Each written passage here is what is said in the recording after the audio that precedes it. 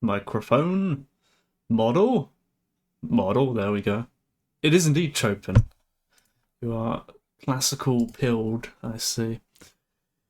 Hello, everybody. It's been a long time since we've done a reading stream, and it will be a fairly short one. It's about 23 pages. We're going to be reading the Laches of Plato. I don't actually know what this book is about. I think we should start by having a quick look it up on Wikipedia. Let's see, Wikipedia. I'm typing in Wikipedia. Laches by Plato. Let me see what it's about. Let's see, a Socratic dialogue about the concept of courage, or Andrea in Greek. Let's see. Oh, do we have characters in this? I forgot I had to do characters. I completely forgot. Let's see. A summary. Education and the value of military training. Has it a place in higher education? The advantages of fighting in armor. The futility of fighting in armor. The need for expert advice. Generals agree to cooperate with Socrates. Inquiry into the nature of bravery. To stand and fight. Endurance. To ask for help. Special kind of knowledge. Can animals and children be brave?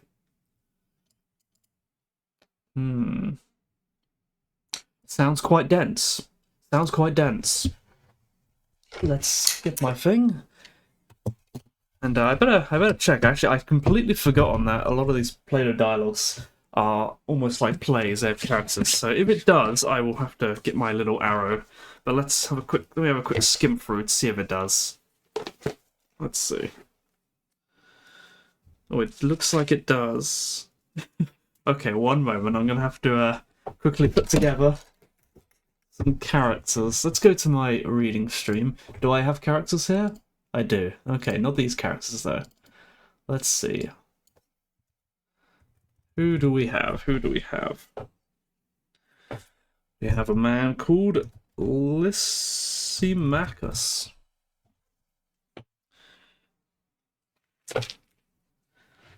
Who else do we have? Lysias. Laches. Apparently there's a character called Boys. Oh, Socrates is here as well. I assume some of these people, they're going to get like one line and we'll never see them again. Right, is that all our characters? Oh, there's a lot of these people here. Melesias. Is that right? Yep. Anyone else?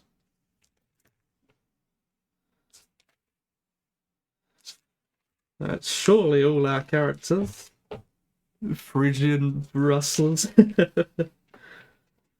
I think I need to make them my mascots. I think, people they've got animals and stuff. I think I need to have a cheeseburger. That's my stream mascot. All right, I think that's all the characters. All right, get back to page 1. That's a lot of characters. Okay. Do I have the blur bit? I do, yeah. There we go. And where's my arrow? Okay. Nice. Do we wanna... yeah, I might as well. Okay. Let's see. What are we reading? We're reading Laches by... I'll change that in a bit. By Plato. Let me go get Plato's name in Greek. Because I don't have a Greek keyboard.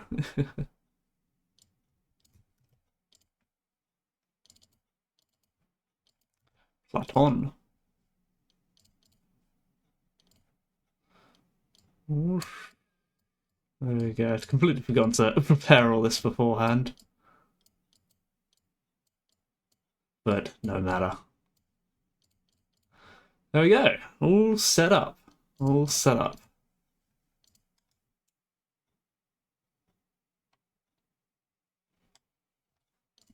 Right, I think that's everything.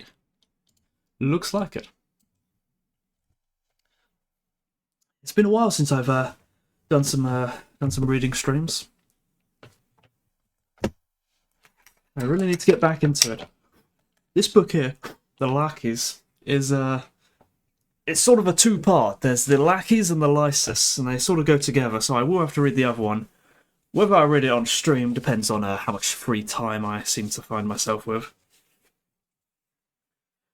But let me just clean off the dust off my book stand. I haven't used it in a while. a bit dusty. There we go.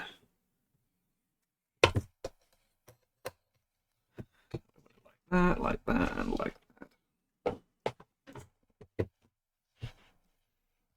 Move that bookmark out of the way. And let's read the introduction. It's quite a short introduction, thankfully. These Plato ones, they're always quite short.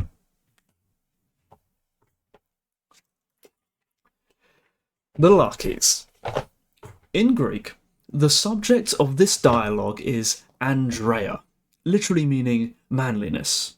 Also, side note here, the word for man in Greek is anthropos. So there's a I forget the specific etymology, but I have heard that those words are connected. Andra something. Anyway, personal quality of wide scope, covering all sorts of unwavering, active leadership in and on behalf of the community that were traditionally expected in Greek cities of true men. Its special connotation of military prowess makes courage a suitable, even inevitable, translation, but its broader scope should be borne in mind.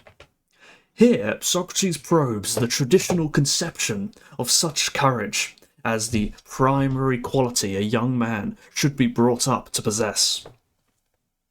His fellow discussants include two distinguished Athenian generals, Laches and Nicias, active in the Peloponnesian War. Nicias was captured and put to death in the disastrous Athenian withdrawal from Sicily in 413. The other two parties to the discussion are elderly, undistinguished sons of distinguished statesmen and generals of earlier times. Lysimachus, or Lysimachus, whatever, son of Aristides the Just, a famous leader during the Persian War, and Melesias, son of Thucydides, son of Melesias, another guy with the same name, a principal early opponent of Pericles in his policy of imperial expansion. Laches has an unusually full and extensive prologue before Socrates takes over the reins of the discussion and seeks and refutes first Laches and then Nicias. Their ideas about nature, or about the nature of courage. Its function is, at least in part, to provide opportunities for these four representatives of the traditional conception to give it some preliminary articulation, thus bringing out some of the tensions and divergent ways of thinking about courage and related matters that the tradition harbours and that Socrates exploits in his own questioning later on. As always in Plato's Socratic dialogues, neither general's answer to Socrates' questions, "What is courage?" proves satisfactory. Hold on, let me read that last sentence. I got the intonation wrong. As always in Plato's dialogues, neither general's answers to Socrates' questions about what is courage proves satisfactory.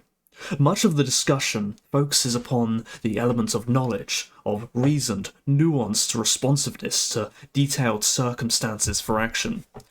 That, on reflection, Laches and Nicias both agree is an essential, though perhaps somewhat submerged, part of the traditional conception to which they themselves are committed.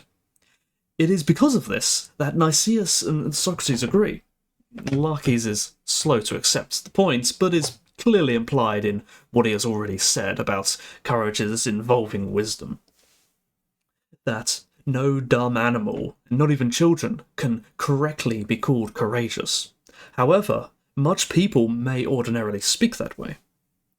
Nicias indeed wants to define courage simply as a kind of wisdom.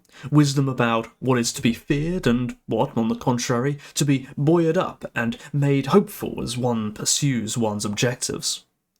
He intimates that this fits well with things he has heard Socrates say on other occasions, and in fact, towards the end of Protagoras, Socrates does adopt this formulation of courage. Here, however, whether this was a genuinely Socratic idea or not, he and the two generals find difficulties in it that they seem to see no immediate way to resolve, and the discussion breaks off. That is the introduction. Seems we're going to be discussing the idea of courage, Andrea, manliness, generally with a military focus, and it's going to be sort of mixed in with this idea of it being wisdom and stuff like that. At least that's most likely going to be Socrates or Plato's push in his typical sophist ways. Oh, I've got a slight mark on my book.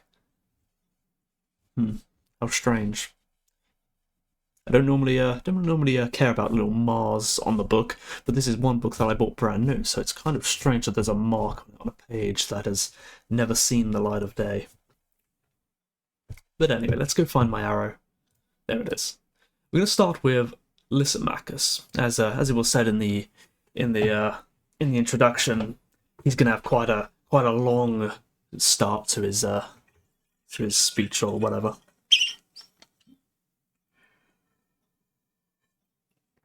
I hope I'll be alright. I haven't done a reading stream in a while, so I hope my voice will be able to keep up.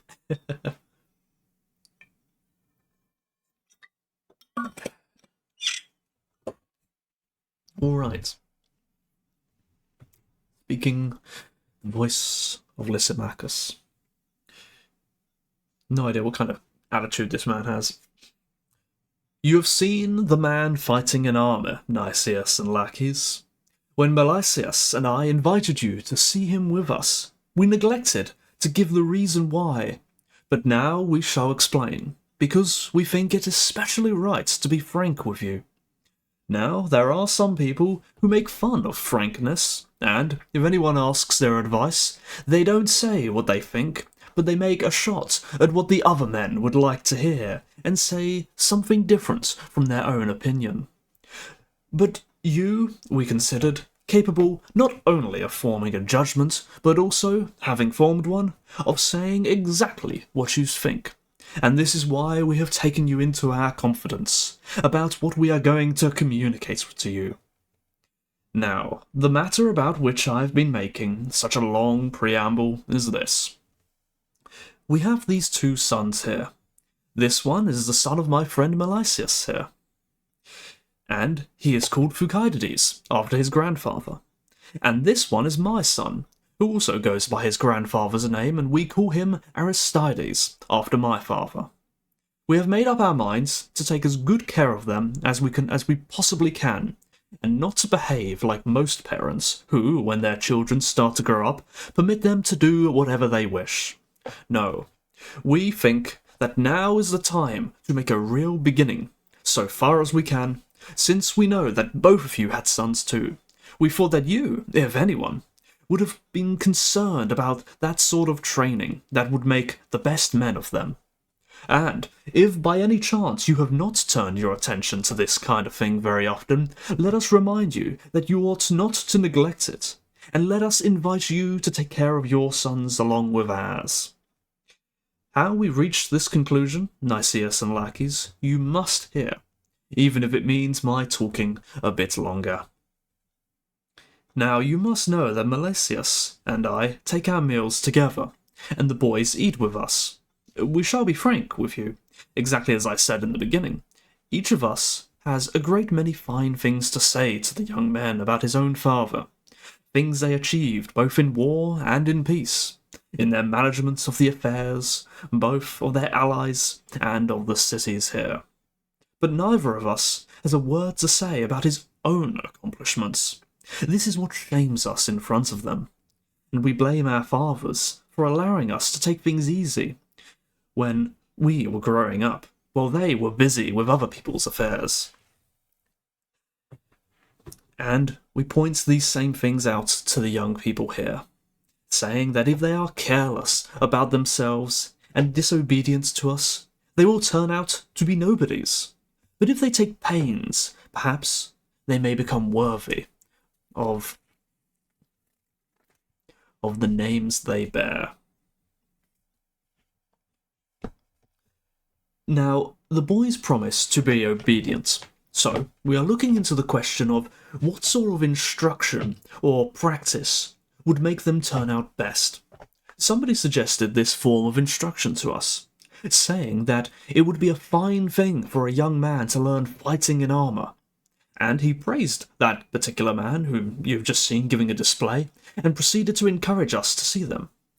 So, we thought we ought to go and see the man and take you with us, not only as fellow spectators, but also as fellow counsellors and partners. If you should be willing, in the care of our sons, this is what we wanted to share with you. So now is the time for you to give us your advice, not only about this form of instruction, whether you think it should be learned or not, but also about any other sort of study or pursuit for a young man, which you admire. Tell us, too, what part you will take in our joint enterprise.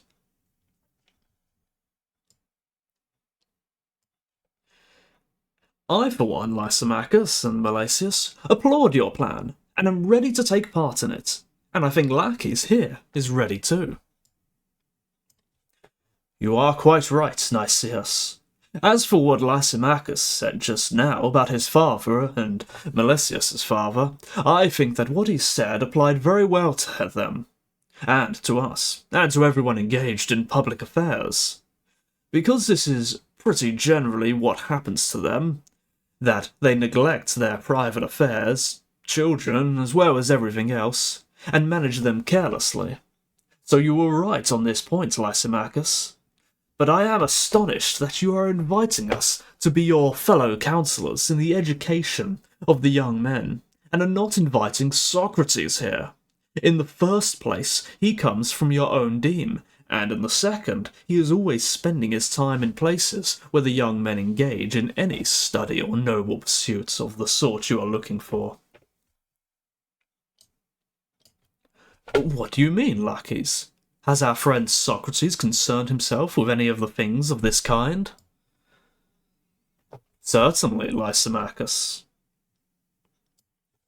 This is a point I can vouch for no less than Laches, since he only recently recommended a man to me as a music teacher for my son.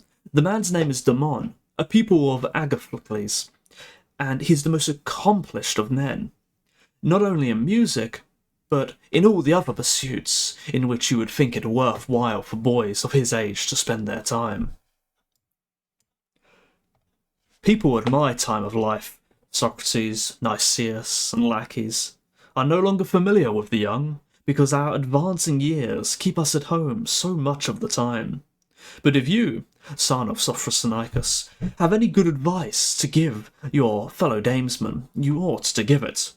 And you have a duty to do so because you are my friend through your father. He and I were always comrades and friends, and he died without ever having had a single difference.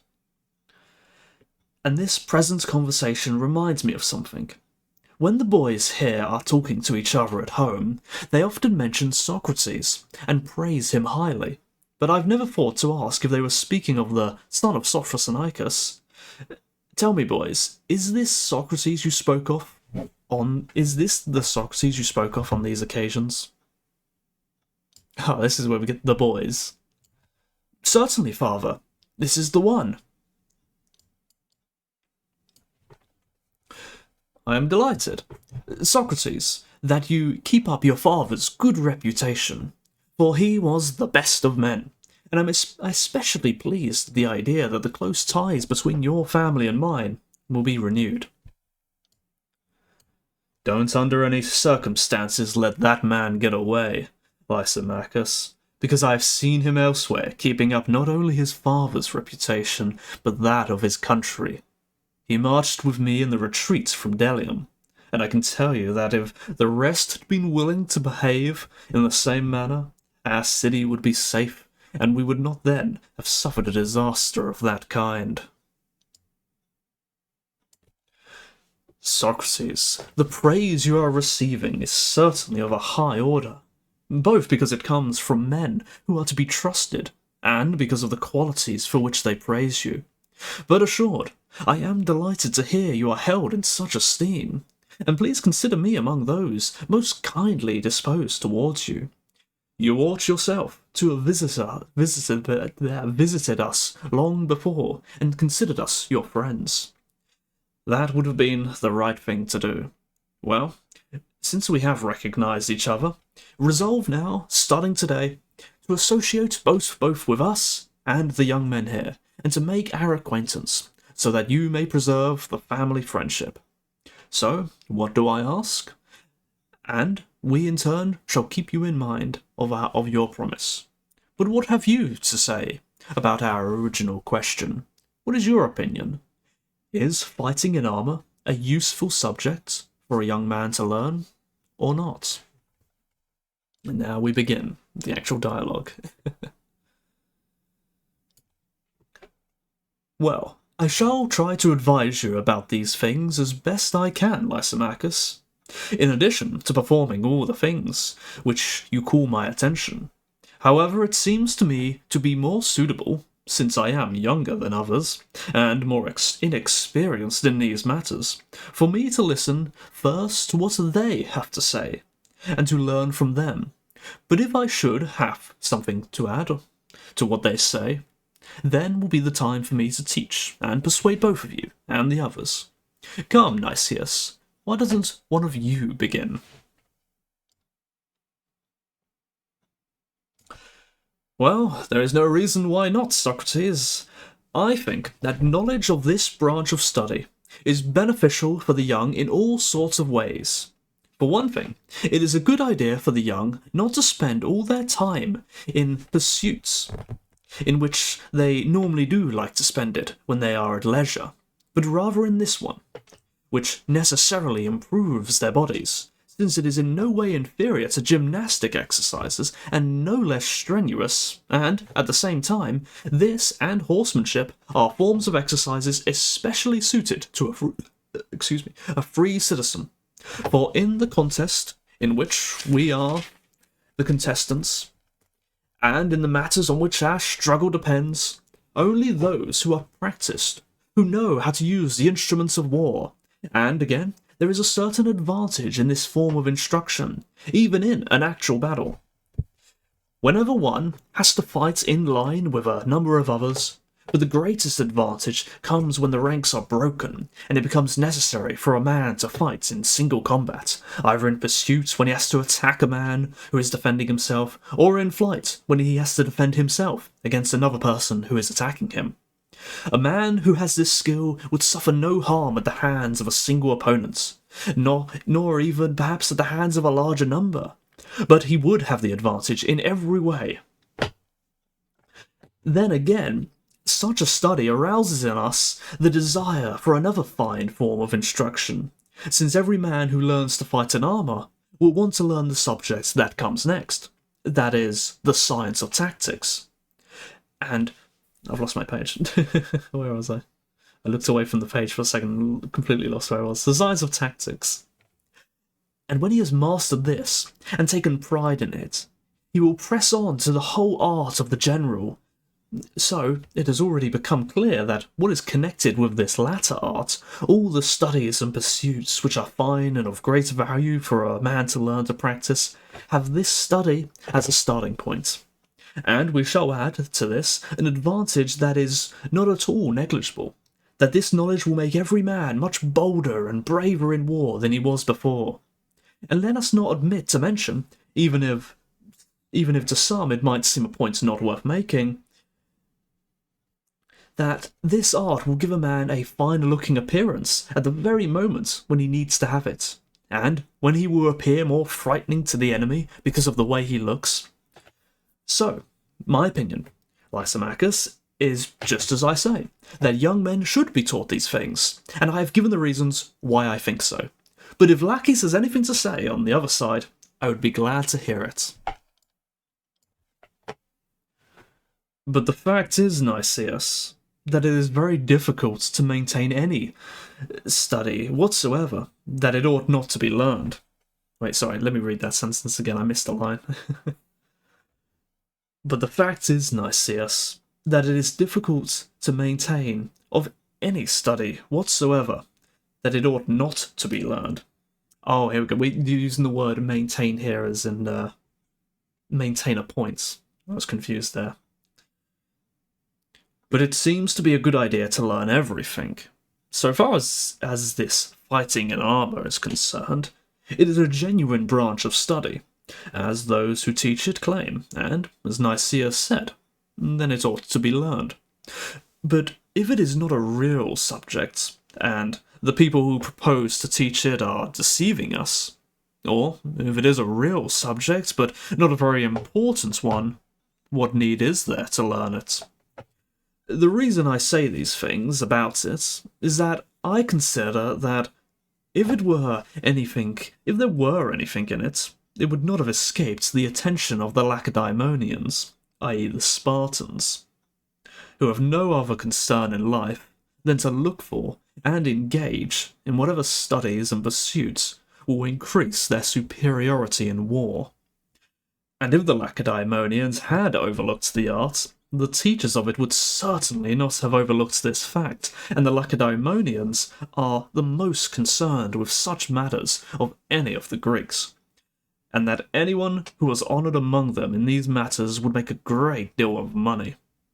Just as is the case when a tragic poet is honoured among us.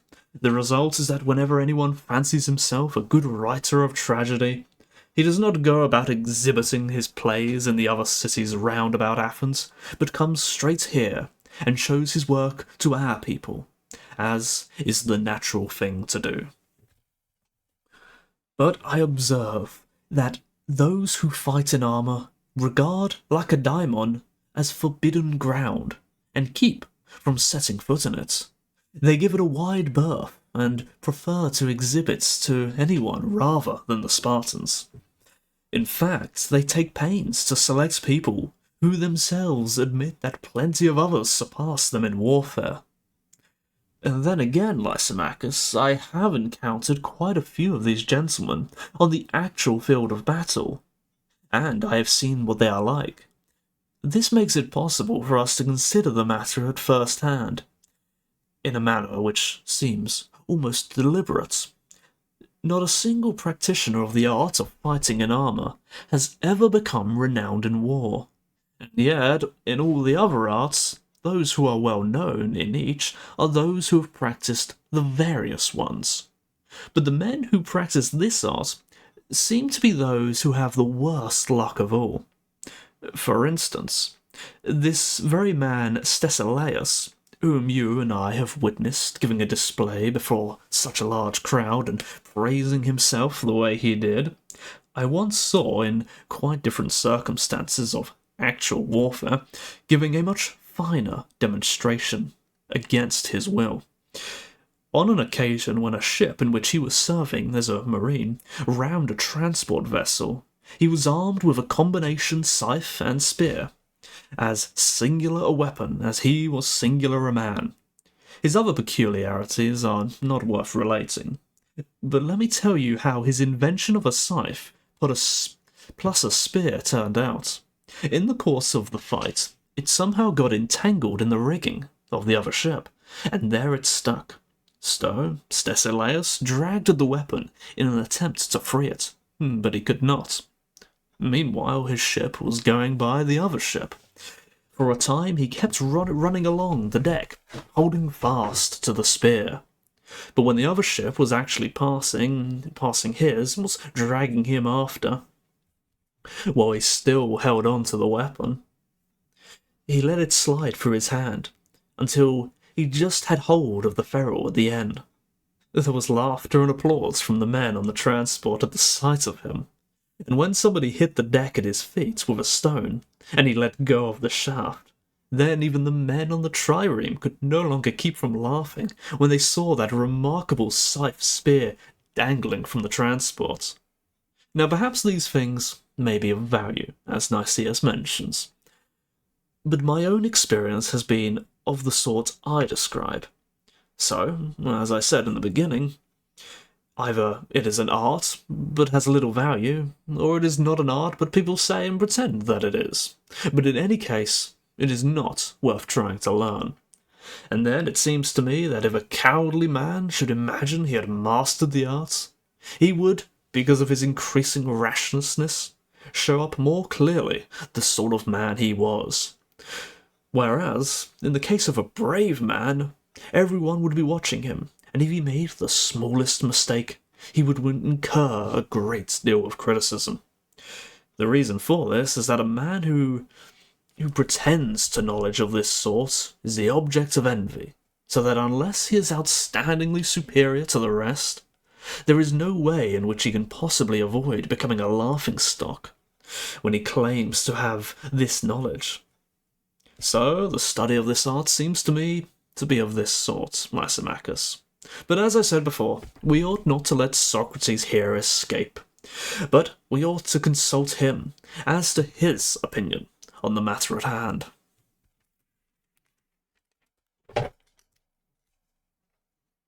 I'll drink some water.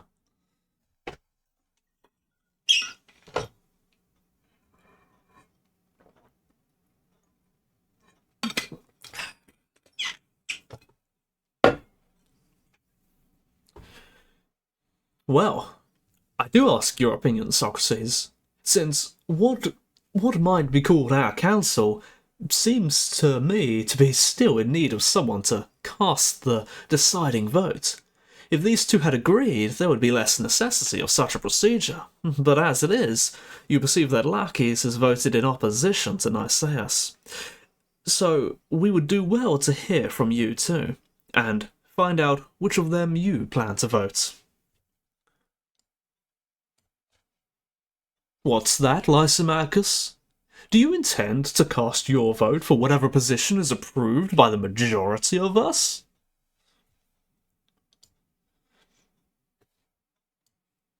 Why, what else could a person do, Socrates? And do you, Melesius, plan to act in the same way? Suppose there should be a council to decide whether your son ought to practice a particular kind of gymnastic exercise. Would you be persuaded by the greater number, or by whoever has been educated and exercised under a good trainer? Probably by the latter, Socrates. And you would be persuaded by him rather than by the four of us? Probably. So, I think it is by knowledge that one ought to make decisions, and if one is to make them well, and not by majority rule. Certainly. He's Plato, Socrates, the local democracy hater. So, in this present case, it is also necessary to investigate first of all whether any one of us is an expert in the subject which we are debating, or not. And if one of us is, then we should listen to him even if he is only one, and disregard the others. But if no one else, but if none of us is an expert, then we must look for someone who is. Or do you, and Lysimachus, suppose that the subject in question is some small thing, and not the greatest of all our possessions? The question is really, I suppose, that of whether your sons turn out to be worthwhile persons, or the opposite, and the father's whole estate will be managed in accordance with the way the sons turn out. You are right. So, we ought to exercise great forethought in the matter. Yes, we should. Then, in keeping with what I have just said now, how would we investigate if we wanted to find out which of us was the most expert with regard to gymnastics? Wouldn't it be the man who had studied and practiced the art, and who had been good teachers in that particular subject? Oh, I think so. And even before that, oughtn't we to investigate what art it is we are looking for in the teachers?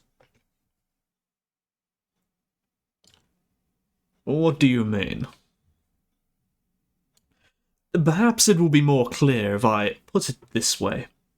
I do not think we have reached any preliminary agreements as to what in the world we are consulting about and investigating when we ask which of us is expert in it and has acquired teachers for this purpose, and which of us is not. But Socrates, aren't we investigating the art of fighting in armour and discussing whether young men ought to learn it or not? Quite so, Nicias. But when a man considers whether or not he should use a certain medicine to anoint his eyes, do you think he is at that moment taking counsel about the medicine, or about his eyes? Oh, about his eyes. Then, too, whenever a man considers whether or not, or whether he should put a bridle on a horse, I suppose he is at that moment taking counsel about the horse, and not about the bridle. That's true. So, in a word, whenever a man considers a thing for the sake of another thing, he is taking counsel about the things for the sake of which he was considering, and not about what he was investigating for the sake of something else. Necessarily so. Then, the question we ought to ask, with respect to the man who gives us advice, is whether he is expert in the care of that thing, for the sake of which we are considering when we consider. Certainly. So, do we now declare that we are considering a form of study for the sake of the souls of young men? Hang on a minute, how did we get here? Let me read that one again. He's already throwing us into the souls argument.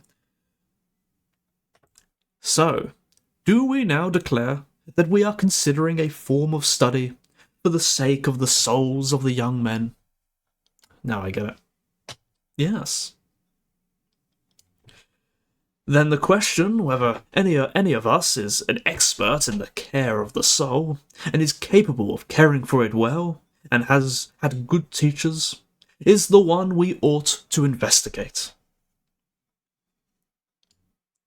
What's that, Socrates? Haven't you ever noticed that in some matters people become more expert without teachers than with them? Yes, I have, Laches. But you would not want to trust them when they said they were good craftsmen, unless they should have some well-executed product of their art to show you, and not just one, but more than one. What you say is true. Then, what we ought to do, Laches and Nicias, since Lysimachus and Melasius called us in to give them their advice about their two sons, out of a desire that the boys' souls should become as good as possible, if we say we have teachers to show, is to point them out to the ones who, in the first place, are good themselves and have tended the souls of many young men, and, in the second place, have manifestly taught us. Or, if any one of us says that he himself has had no teacher, but has works of his own to tell of, then he ought to show which of the Athenians, or foreigners, whether slave or free, is recognised to have become good through his own influence. But if this is not the case with any of us, we should give orders that a search be made for others, and should not run the risk of ruining the sons of our friends, and thus incurring the greatest reproach from their nearest relatives. Now I, Lysimachus, Melasius, am first to say, concerning myself, that I have had no teacher in this subject, and yet I have longed after it from my youth up. But I did not have any money to give to the sophists, who were the only ones who professed to be able to make a cultivated man of me. And I myself, on the other hand, am unable to discover the art even now. If Nicias or Laches had discovered it or learned it, I would not be surprised, because they are richer than I, and so may have learned it from others. And they are also older, so they may have discovered it already. Thus they seem to me to be capable of educating a man, because they would never have given their opinions so fearlessly on the subjects of pursuits, which are beneficial and harmful for the young if they have not believed themselves to be sufficiently informed on the subject. In other matters, I have confidence in them, but that they should differ with each other surprises me. So I make this counter-request of you, Lysimachus. Just as Laches was urging you just now not to let me go, but to ask me questions, so I now call on you not to let Laches go, or Nicias, but to question them, saying that Socrates denies having any knowledge of the matter, or being competent to decide which of you speaks the truth, because he denies having been a discoverer of such things, or having been a pupil in them.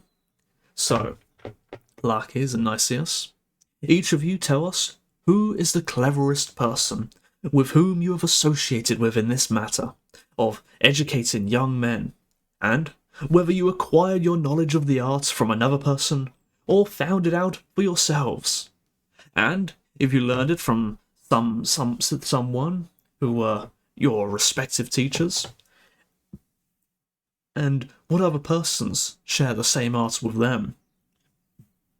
My reason for saying all this is that if you are too busy because of your civic responsibilities, well, we can go to these men and persuade them, either by means of gifts or favours or both, to look after our boys, and yours too, so that they won't put their ancestors to shame by turning out to be worthless. But if you yourselves have been the discoverers of such an art, give us an example of what other persons you have already made into fine men by your care, when they were originally worthless. Because if you're about to begin educating people now for the first time, you ought to watch out in case the risk is being run, not by a guinea pig, but by your own sons and children of your friends. And you should keep from doing just what the proverb says not to do, to begin pottery on a wine jar. Side note, a wine jar is a very large pot, meaning if you were to try to make a large wine jar on a potter's wheel, it would be far too big. You gotta start off smaller. I'm pretty sure that's what that's talking about. So, state which of these alternatives you would select as being appropriate and fitting for you, and which you would reject. Find out these things from them, Lysimachus, and don't let the man escape.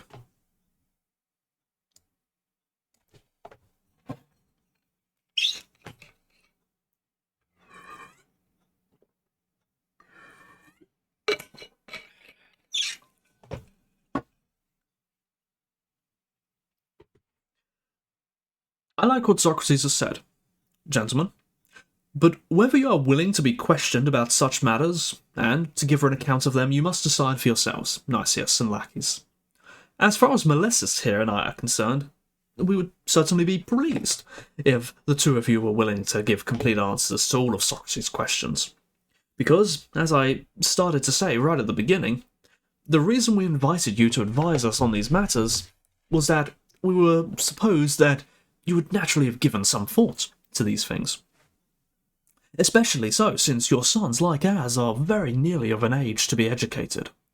So, if you have no objection, speak up, and look into the subject, along with Socrates, exchanging arguments with each other, because he is right in saying that it is the most important of our affairs that we are consulting. So, decide if you think that is what ought to be done. It is quite clear to me, Lysimachus, that your knowledge of Socrates is limited to your acquaintance with his father, and that you have no contact with the man himself, except when he was a child. I suppose he may have mingled with you and your fellow damesmen, following along with his father at the temple or some other public gathering, but you are obviously still unacquainted with the man as he has now grown up. What do you mean, Nicias? You don't appear to me to know that whoever comes into close contact with Socrates and associates with him in conversation must necessarily, even if he began by conversing about something quite different in the first place, keep on being led about by the man's arguments until he submits to answering questions about himself concerning both his present manner of life and the life he has lived hitherto. And when he does submit to this questioning, you don't realise that Socrates will not let him go before he has well and truly tested every last detail. I personally am accustomed to the man and know that one has to put up with this kind of treatment from him. And further, I know perfectly well that I myself will have to submit to it. I take pleasure in the man's company, Lysimachus, and don't regard it at all as a bad thing to have brought it to our attention, that we have done or are doing wrong. Rather, I think that a man who does not run away from such treatment, but is willing, according to the sayings of Solon, to value learning as long as he lives, and not supposing that old age brings him wisdom itself, will necessarily pay more attention to the rest of his life. For me, there is nothing unusual or unpleasant in being examined by Socrates, but I realised some time ago that the conversation would not be about the boys, but about ourselves. If Socrates were present, as I say, I don't mind myself talking with Socrates in whatever way he likes, but find out how Laches here feels about such things. I have just one feeling about discussions, Nicias, or if you like, not one but two. Because to some I might seem to be a discussion lover, and to some a discussion hater. Whenever I hear a man discussing virtue or some kind of wisdom, then is he really a man and worthy of the words he utters? I am completely delighted to see the appropriateness and harmony existing between the speaker and his words, and such a man seems to me to be genuinely musical, producing the most beautiful harmony, not on the lyre or some other pleasurable instrument, but actually rendering his own life harmonious by fitting his deeds to his words in a truly Dorian mode, and not in the Ionian, nor even, I think, in the Phrygian or Lydian, but in the only harmony that is genuinely Greek. The discourse of such a man gladdens my heart, and makes everyone think that I am a discussion lover, because of the enthusiastic way in which I welcome what is said. But the man who acts on the opposite way distresses me, and the better he speaks, the worse I feel, so that his discourse makes me look like a discussion hater. Now, I have no acquaintance with the words of Socrates, but before now, I believe, I have had experience of his deeds, and there I found him a person privileged to speak fair words, and to indulge in every kind of frankness. So, if he possesses this ability too, I am in sympathy with the man, and I would submit to being examined by such a person with the greatest pleasure. Nor would I find learning burdensome, because I too agree with Solon, though with one reservation. I wish to grow old learning many things, but from good men only. Let Solon grant me this point, that the teacher should bring himself to be good, so that I may not show myself a stupid pupil, taking no delight in learning. Whether my teacher is to be younger than I am, or not yet famous, or has any other such peculiarity, troubles me not at all. To you then, Socrates, I present myself as someone for you to teach, and to refute in whatever manner you please. And on the other hand, you are welcome to any knowledge I have myself, because this has been my opinion of your character since the day on which we shared a common danger, and you gave me a sample of your valour. The sort of man must give it he is to render a good account of himself. So say whatever you like, and don't let the difference in our ages concern you at all. We certainly can't find faults with you for not being ready to both give advice and to join in the common search. But the task is clearly ours, Socrates, for I count you as one of ourselves. So take my place, and find out on behalf of the young men what we need to learn from these people, and then, by talking to the boys, join us in giving them advice, because, on account of my age, I very often forget what questions I was going to ask. and I forget what the answers as well. Then, if fresh arguments start up in the middle, my memory is not exactly good. So if you do the talking and examine among yourselves the topics we proposed, and I will listen, and when I've heard your conversation, I will do whatever you people think best, and so will Laches here.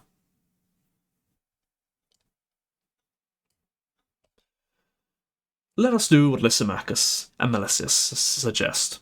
Nicias and Laches, perhaps it won't be a bad idea to ask ourselves the sort of question which we proposed to investigate just now.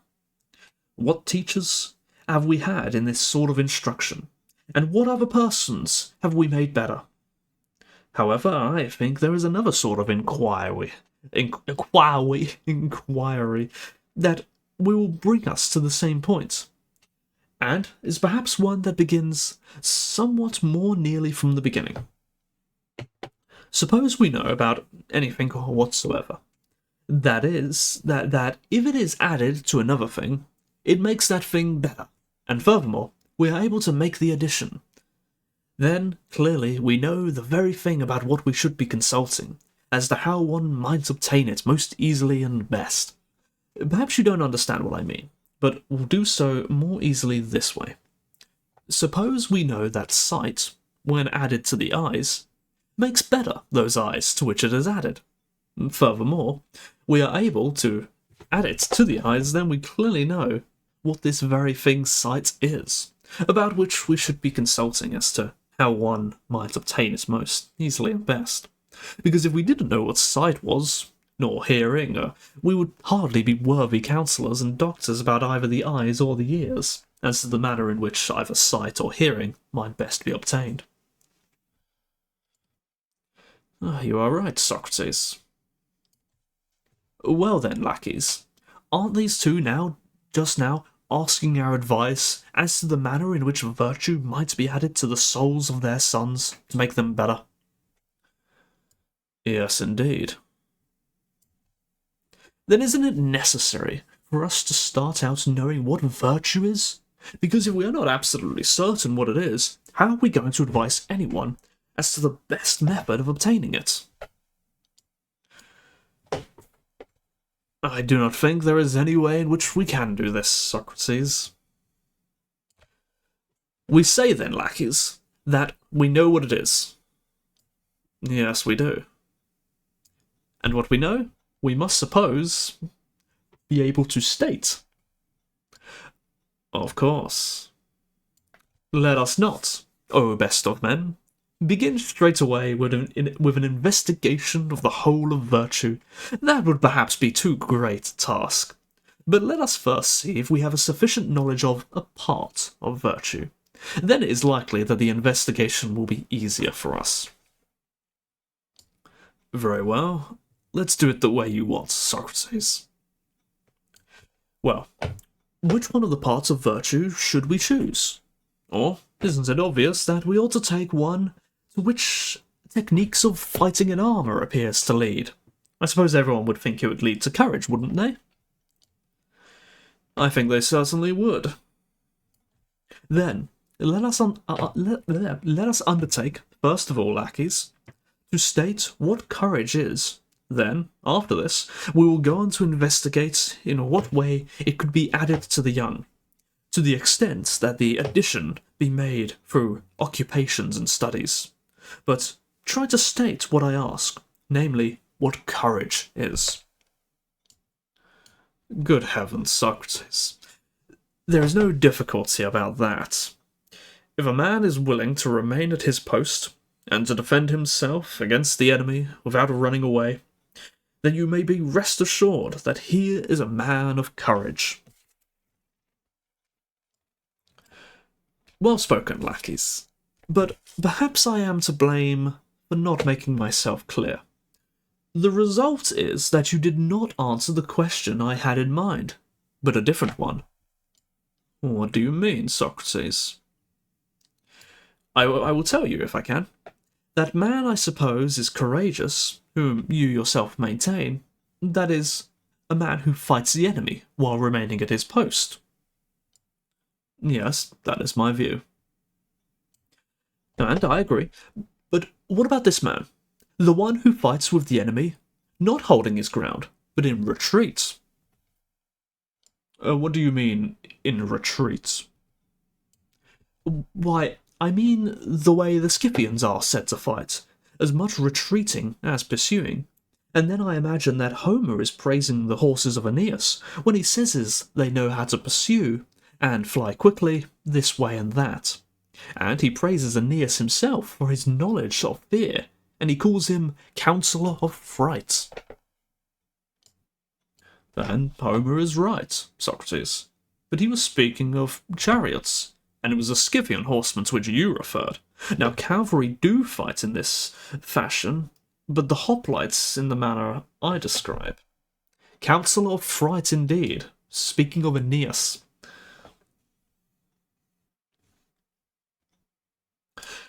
Except perhaps the Spartan hoplites, Laches, because they say that at Plataea the Spartans, when they were up against the soldiers carrying wicker shields, were not willing to stand their ground and fight against them, but ran away.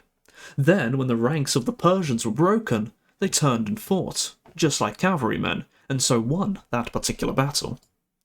You are right. So, as I just said now, my poor questioning is to blame for your poor answer. Because I wanted to learn from you not only what constitutes courage for a hoplite, but for a horseman as well, and for every sort of warrior. And I wanted to include not only those who are courageous in warfare, but also those who are brave in dangers at sea, and the ones who show courage in illness and poverty and affairs of state.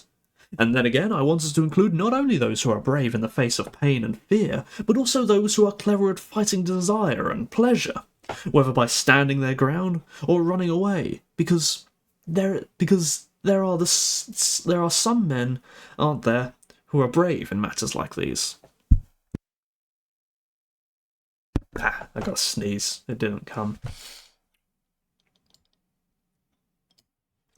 Very much so, Socrates.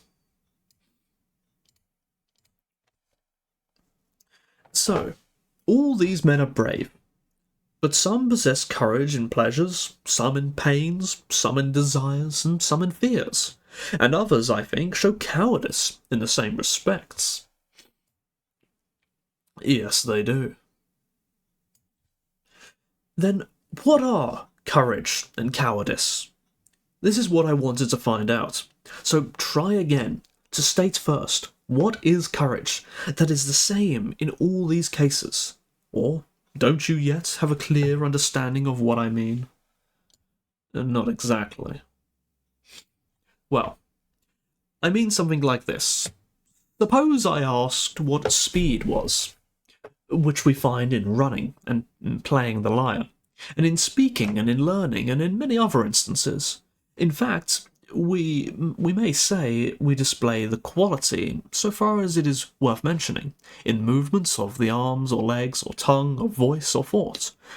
Or isn't this the way you would express it? It's kind of a poor way of expressing it, in my opinion, but yes, indeed. Then, if anyone should ask me, Socrates, what do you say is what you call swiftness in all these cases? I would answer him that I would call swiftness is the power of accomplishing a great deal in a short time, whether in speech or in running or in all other cases. That's a lot better, I think. That's a much better definition. And you would be right. Then make an effort yourself, Laches, to speak in the same way about courage. What power is it, which, because it is the same in pleasure and in pain and in other cases, in which we were just saying it occurred, is therefore called courage? Well then, I think it is a sort of endurance of the soul, if it is necessary to say what its nature is in all these cases.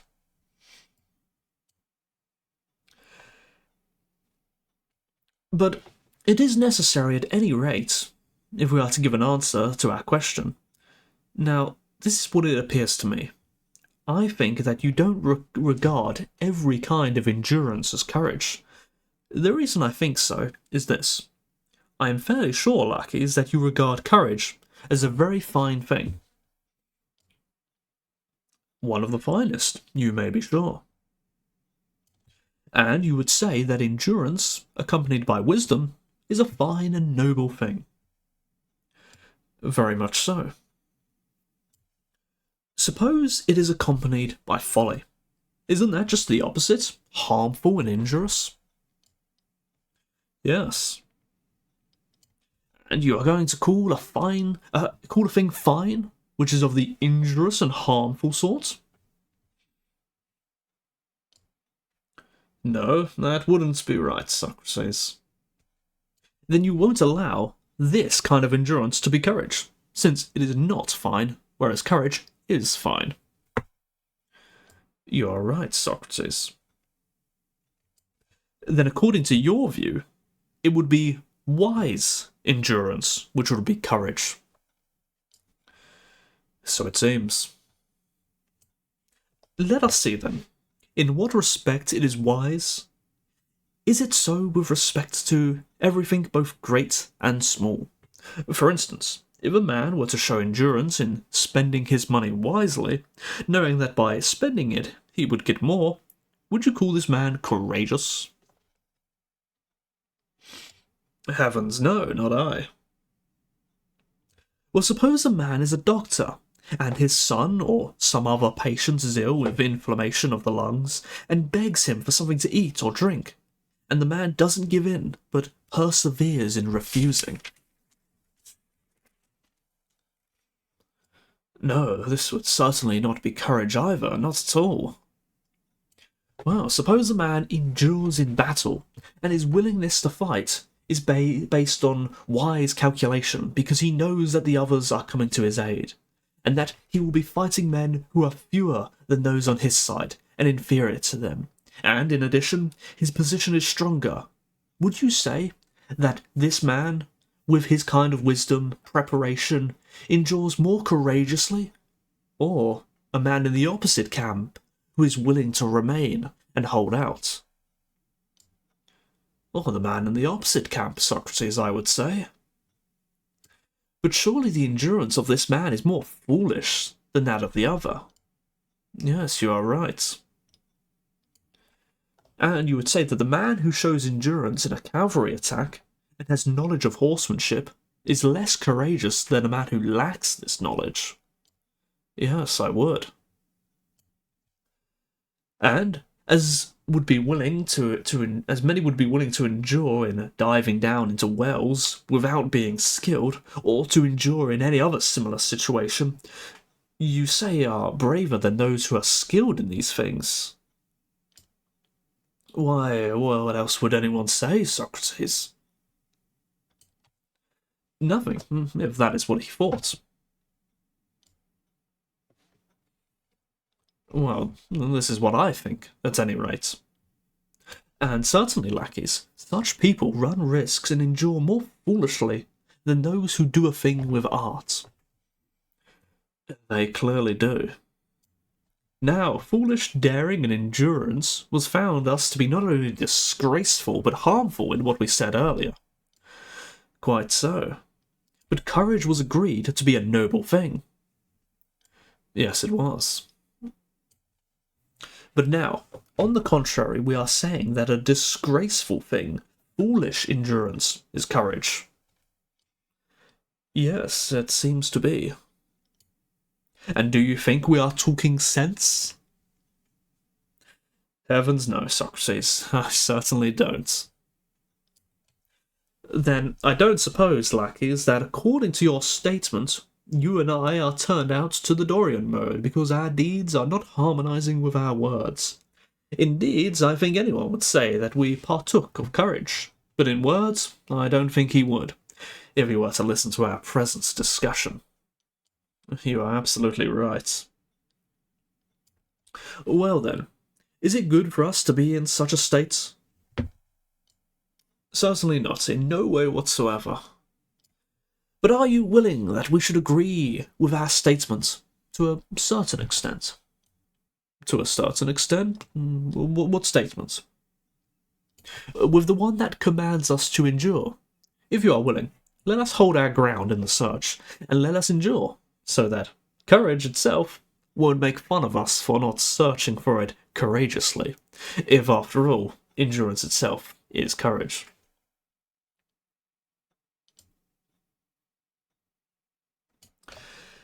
I am not ready to give up, Socrates, although I am not really accustomed to arguments of this kind, but an absolute desire for victory has seized me with respect to our conversation, and I am really getting annoyed at being unable to express what I think in this fashion. I still think I know what courage is, but I can't understand how it has escaped me just now, so that I can't pin it down in words and say what it is.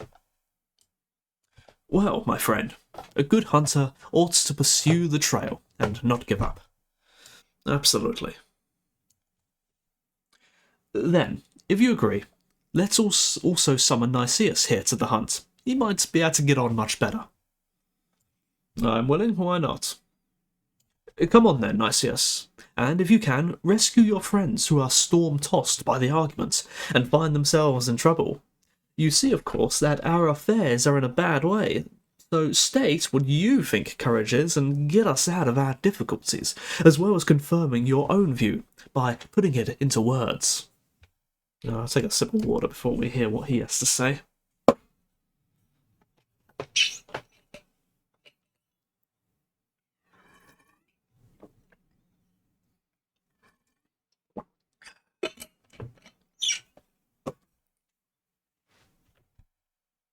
Where's Nicias? There he is. I've been thinking for some time that you are not defining courage in the right way, Socrates, and you are not employing the excellent observation I've heard you make before now. Oh, what one was that, Nicias? I've often heard you say that every one of us is good with respect to that in which he is wise, and bad in respect to that in turn which he is ignorant. By heaven, you are right, Nicias. Therefore, if a courageous man is really good, it is clear that he is wise. You hear that, Laches? I do, but I don't understand exactly what he means. Well, I think I understand him, and the man seems to me to be saying that courage is a kind of wisdom. Why, what sort of wisdom is he talking about, Socrates? Well, why don't you ask him? All right. Come, Nicias, tell him what sort of wisdom courage would be, according to your view. I don't suppose it is skill in flute playing. Oh, here we go again. Of course not. And not in lyre playing either? Far from it. But what is this kind of knowledge, and of what? Good, you're questioning him in the right way. Let him state what kind of knowledge it is. What I say, Laches, is that it is the knowledge of the fearful and the hopeful in war and in every other situation. How strangely he talks, Socrates. What do you have in mind when you say this, Laches? What do I have in mind? Why, I take wisdom to be a kind of difference thing from courage. Well, Nicias, at any rate, says it isn't. Well, he certainly does. That's the nonsense he talks. But, well, let's instruct him instead of making fun of him. Very well. But it strikes me, Socrates, that Laches wants to prove that I am talking nonsense, simply because he was shown to be that sort of person himself quite a moment ago. Quite so, Nicias, and I shall try to demonstrate that very thing because you are talking nonsense. Take an immediate example. In cases of illness, aren't the doctors the one who know what is to be feared? Or do you think that the courageous are the people who know? Perhaps you call the doctors courageous. No, of course not. And I don't imagine you mean the farmers either. even though I do suppose they are the ones who know what is to be feared in farming, and all the other craftsmen know what is to be feared and hoped for in their particular arts. But these people are in no way courageous all the same. What does Laches mean, Nicias? Because he does seem to be saying something. Yes, he is saying something, but what he says is not true. How so? He thinks a doctor's knowledge of the sick amounts to something more than being able to describe health and disease, whereas I think their knowledge is restricted to just this. Do you suppose, Laches, that when a man's recovery is more to be feared than his illness, the doctors know this? Or don't you think that there are many cases in which it would be better not to get up from an illness? Tell me this. Do you maintain that in all cases, to live is preferable? In many cases, is it not better to die? Well, I agree with you on this point, at least. And do you suppose that the same things are to be feared by those whom it is an advantage to die, as by those whom it is an advantage to live? No, I don't. But do you grant this knowledge to the doctors, or to any other craftsman, except the one who knows what is and what is not to be feared? Who is the one I call courageous? Do you understand what he's saying, Socrates? Laches, rather, excuse me. Yes, I do. He is calling the seers the courageous, because who else will know for whom it is better to live than die? What about you, Nicias? Do you admit to being a seer, or, if you are not a seer, to not being courageous? Well, what of it? Don't you, for your part, think it is appropriate for a seer to know what is to be feared and what is to be hoped? Yes, I do, but I don't see what other person it would be. Much more for the man I am talking about, my friend, because the seer needs to know not only the signs of what is to be, whether a man will experience death or illness or loss of property or will experience victory or defeat in battle or in any other sort of contest. But why is it more suitable for the seer than for anyone else to judge for whom it is better to suffer and not to suffer these things? Well, isn't it clear to me from this, Socrates, what he is trying to say, because he doesn't select either the seer or the doctor or anyone else? The man he calls courageous, unless some god is the person he means, Nicias appears to me unwilling to make a gentlemanly admission that he is talking nonsense, but he twists this way and that in an attempt to cover up his difficulty. Even you, I could have executed a similar twist just now if he had wanted to avoid the appearances of contradicting ourselves if we were making speeches in a court of law. There might be some point in doing this, but as things are, why should anyone adorn himself senselessly with empty words in a gathering like this? Wow, side note, this sounds exactly like the Houses of Commons. By the right honourable gentleman, I assess he is speaking nonsense. He doesn't know what's going on. Oh, where was I? I see no reason why he should, Laches, but let us see if Nicias thinks he is saying something and is not just talking for the sake of talking. Let us find out from him more clearly what it is he means, and if he is really saying something, we will agree with him, but if not, we will instruct him. You go ahead and question him, Socrates, if you want to find out. I think perhaps I have asked enough.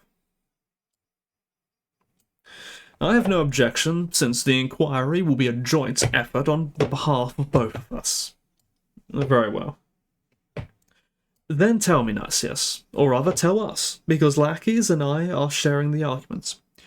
You say that courage is knowledge of the grounds of fear and hope. Yes, I do. Then, this knowledge is something possessed by very few indeed. As you say, neither the doctor nor the seer will have it, and won't be courageous without acquiring this particular knowledge. Isn't that what you're saying? Just so. Then, as the proverb says, it is true this is not something every soul would know, and she would not be courageous. Not sure what that's in reference to there. Some long-lost proverb. I don't think so. Then it is obvious, Nicias, that you do not regard the Crimean sow as having been courageous. Crimean sow. No idea. I say this not as a joke, but because I think anyone else taking this position must necessarily deny courage to any wild beast, or else admit that some wild beast or lion or leopard or any sort of wild boar is wise enough to know what is so difficult that very few men understand it. And the man who defines courage as you would define it would have to assert that a lion, a stag, and a bull, and a monkey are all equally courageous by nature. By heaven, you talk well, Socrates. Give us an honest answer to this, Nicias.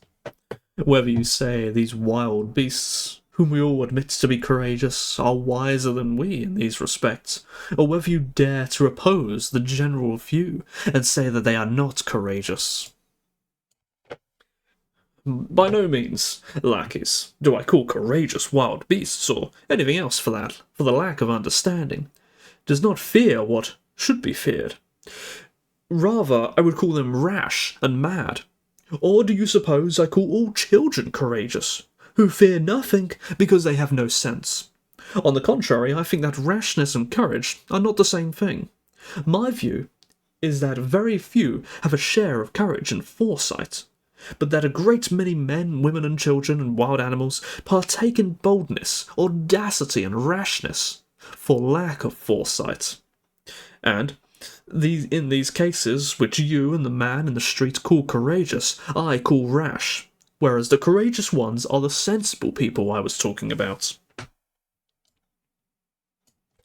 You see, Socrates, how the man decks himself out in words, and does it well in his own opinion. Those whom everyone agrees to be courageous, he attempts to deprive of that distinction. I'm not depriving you of it, Lackey, so cheer up. I declare that you are wise, and Lamachus too. So long as you are courageous, and I say the same of a great many other Athenians. I shan't say anything about that, though I could, in case you should call me a typical Axonian. The Axonians were regarded as abusive speakers.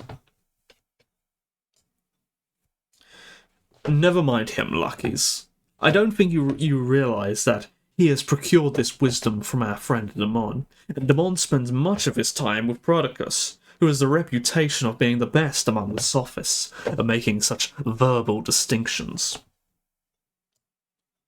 Very well, Socrates. It is certainly more fitting for a sophist to make such clever distinctions than for a man the city thinks worthy to be its leader. Well, I suppose it would be fitting, my good friend, for the man in charge of the greatest affairs to have the greatest share of wisdom. But I think it worthwhile to ask Nicias what he has in mind when he defines courage in this way. Well then, you ask him, Socrates. This is just what I intend to do, my good friend. But don't therefore suppose that I shall let you out of your share of the argument. Pay attention, and join me in examining what is being said. Let me have a quick check, see how much longer this has. We must surely be near the end of this one. We are indeed. Alright. Very well, if it seems necessary. Yes, it does. And you, Nicias, tell me again, from the beginning. You know that when we were investigating courage at the beginning of the argument, we were investigating it as a part of virtue. Yes, we were. And didn't you give your answer supposing that it was a part, and as such, one among a number of other parts, all of which taken together were called virtue. Yes, why not? And do you also speak of the same parts that I do? In addition to courage, I call temperance, justice, and everything else of this kind part of virtue, don't you? I do indeed. Stop there. We are in agreement on these points, but let us investigate the grounds of fear and confidence to make sure that you don't regard them in one way and we in another. We will tell you what we think about them, and if you do not agree, you shall instruct us. We regard as fearful things those that produce fear, and as hopeful things those that do not produce fear. And fear is produced not by evils which have happened or are happening, but by those which are anticipated. Because fear is the expectation of future evil. Or isn't this your opinion too, Laches? Very much so, Socrates. You hear what we have to say, Nicias, that fearful things are future evils, and the ones inspiring hope are either future non-evils or future goods. Do you agree with this, or have you some other view on the subject? No, I agree with this. And you declare that knowledge of just these things is courage. Yes. Let us find out if we all agree on still a third point. And which one is that? I will explain. It seems to me, and my friend here, that one of the various things with which knowledge is concerned, there is not one kind of knowledge by which we know how things have happened in the past, and another by which we know how they are happening at the present time, and still another by which we know what has not yet happened, past, present, and future, what might best come in the future, but that the knowledge is the same in each case. For instance, in the case of health, there is no other art related in the past, the present, and the future except that of medicine, which, although it is a single art, surveys what is, what was, and what will be. Again, in the case of the fruits of the earth, the art of farming conforms to the same pattern, and I suppose that both of you could bear witness to it. In the case of the affairs of war, the art of generalship is that which best foresees the future, and, at other times, nor does this art consider it necessary to be ruled by the art of a seer, but to rule it, as being better acquainted with both present and future in the affairs of war. In fact, the law decrees, not that the seer should command the general, but that the general should command the seer. Is this what we shall say, Laches? Yes, it is.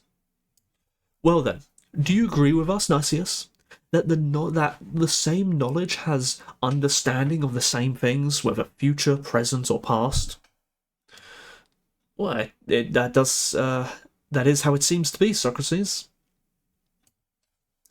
Now, my good friend, you say that courage is the knowledge of the fearful and the hopeful, isn't that so? Indeed. And it was agreed that fearful and hopeful things were future goods and future evils. Indeed. And that the same knowledge is of the same things, future and all other kinds. Yes, that is the case. Then, courage is not knowledge of the fearful and hopeful, only because it understands not simply future goods and evils, but those of the present and the past and all times, just as is the case with the other kinds of knowledge. So it seems, at any rate.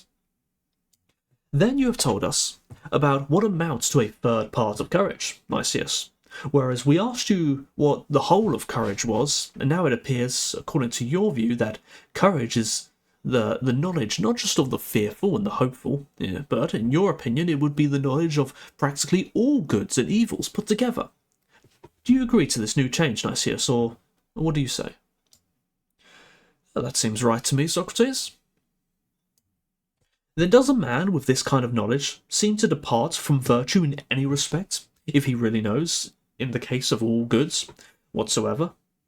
what they are and will be and have been, and similarly in the case of evils? And do you regard that man as lacking in temperance and justice and holiness, to whom alone belongs the ability to deal circumspectly with circumspectly? That's a uncommon word. I'm gonna guess the etymology of that is circum meaning around and spect meaning to see, to observe, to look around. I'm guessing. But never mind.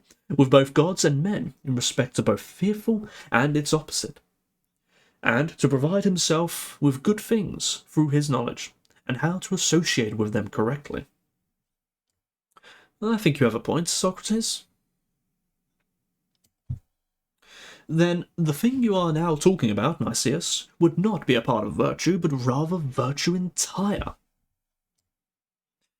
So it seems. And we have certainly stated that courage is one of the parts of virtue. Yes, we have. Then what we are saying now does not appear to hold good. Apparently not. Then we have not discovered, Nicias, what courage is.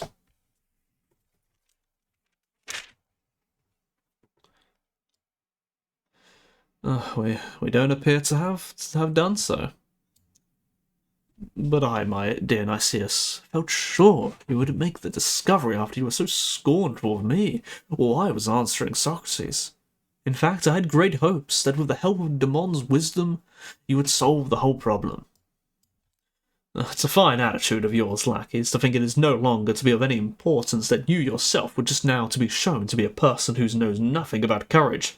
What interests you is whether I will turn out to be a person of the same kind. Apparently it will make no difference to you to be ignorant of these things which a man of any pretensions ought to know, so long as you include me in your ignorance. Well, you seem to be acting in a thoroughly human fashion by noticing everybody except yourself. As far as I'm concerned, I think enough has been said on the topic for the present, and if any point has not been covered sufficiently, then later on I think we can correct it, both with the help of Damon, whom you think it right to laugh at, though you have never seen the man, and with that of others, and when I feel secure on these points, I will instruct you too, and won't begrudge the effort, because you seem to me to be sadly in need of learning. You are a clever man, Nicias.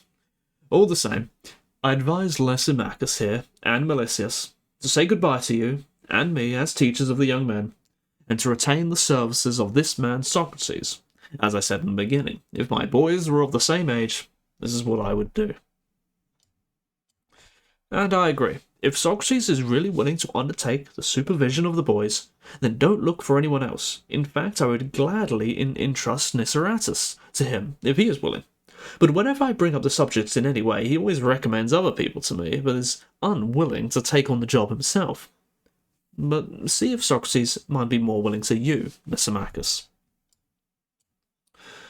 Well, he should, Nicias, since I myself would be willing to do a great many things for him, which I would not be willing to do for practically anyone else. What do you say, Socrates? Will you comply with our request and take an active part with us in helping the young men to become as good as possible? Well, it would be a terrible thing, Lysimachus, to be unwilling to join in assisting any man to become as good as possible. If in the conversations we've just had it seemed to be knowing and the other two had not, then it would be right to issue a special invitation to me to perform this task. But as the matter stands, we were all in the same difficulty. Why then should anybody choose one of us in preference to the other? What I think that he ought to choose is none of us. But as things are, see whether the suggestion I'm about to make may not be a good one.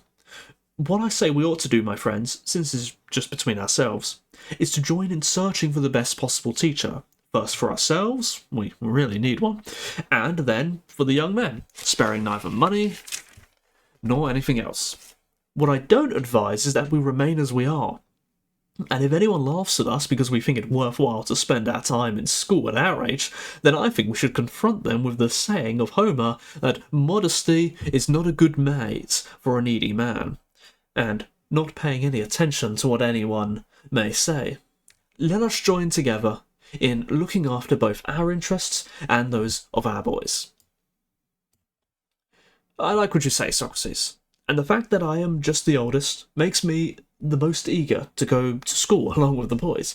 Just do this for me. Come to my house early tomorrow. Don't refuse, so that we may make plans about these matters, but let us make an end of our present conversation. I shall do what you say, Lysimachus, and come to you tomorrow, God willing. And that is the end of the dialogue. A very lively one. Very lively. There's a lot of creative writing in there. Good bit of fun.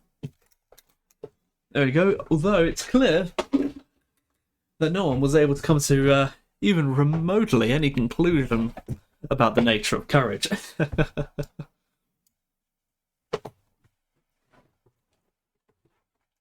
I want to have a quick look at the Wikipedia page for the Laches, which is the one that comes after it, because these are generally considered to be connected. Let's see, Laches, Plato. Let's see what this one's talking about. The nature of friendship. Yeah, I don't know. This one seems to talk about something completely different. Who knows? Who knows? I guess Lysis will not. Oh, is that what's his name? Goethe's Faust, is it? I've got that. I've got Goethe's Faust, or Goethe, however you pronounce it. I haven't read it yet though, but it's definitely one of those things that I should read. I remember. Oh, what was it? I think I remember there was like some philosopher or something, some really big important philosopher who always had a really strict schedule, and then they completely ruined their schedule and stayed up all night to read Goethe's Faust. Well, I don't know. Might have been a different book, but it's one of those books. One of those books. It's definitely I've got it on my shelf. I'll have to read it one day. You know, many good writers always mention it. But it was a fun dialogue. It's sort of I wasn't too sure what to do with the personalities of the characters. Lysimachus was an older character. I'm pretty sure he's around about the same age as Laches, but I made him have a much more youthful personality, and I made Laches much more begrudging, and which in the end turned out to be the right choice because he was the very much an antagonist in this dialogue. So. Yeah, Hungarian film adaptation had a good scene where Faust is questioning the devil regarding his teachings, and the devil basically says, "You lack the wits to see them in every blade of grass." Questioning his teachings. Question the devil, guys. And that was, "You lack the wit to see them in every blade of glass." How would you interpret that, Digby? You lack the wit to see them. His teachings.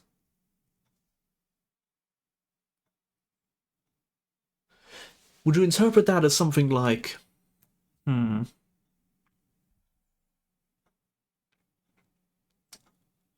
sort of like that? There's he's being taught something. Advice is being given, but you're too stupid to even pick it up.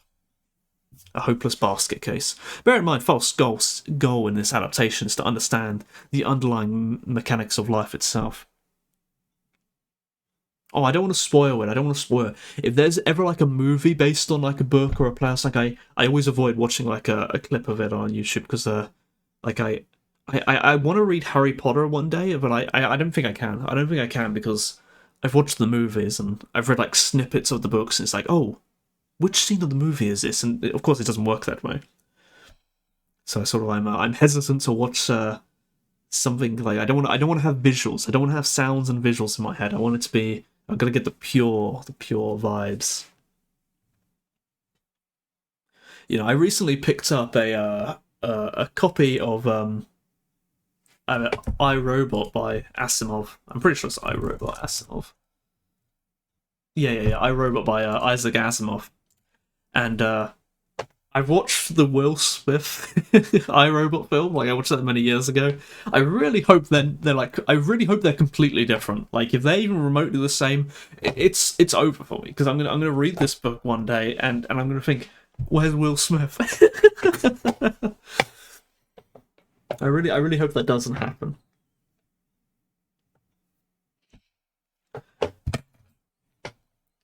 You know, I'm not sure when I will read Faust. It's I'm pretty sure it's like 1700s, 1800s, something like that.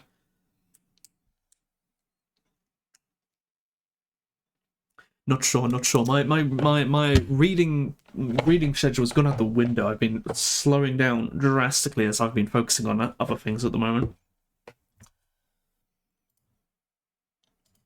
There you go. I've been what's it called? I think I'm definitely going to go to college. Definitely going to happen unless something goes wrong with like the loans or something, and like I'm not eligible for something. That's the only thing that's going to stop me. You know, so I've got to. I gotta brush up my skills before I go there. I mean, the course will probably be easy, but you know, I want to make it as easy as possible. You know, and being a good studious student will be the way for that.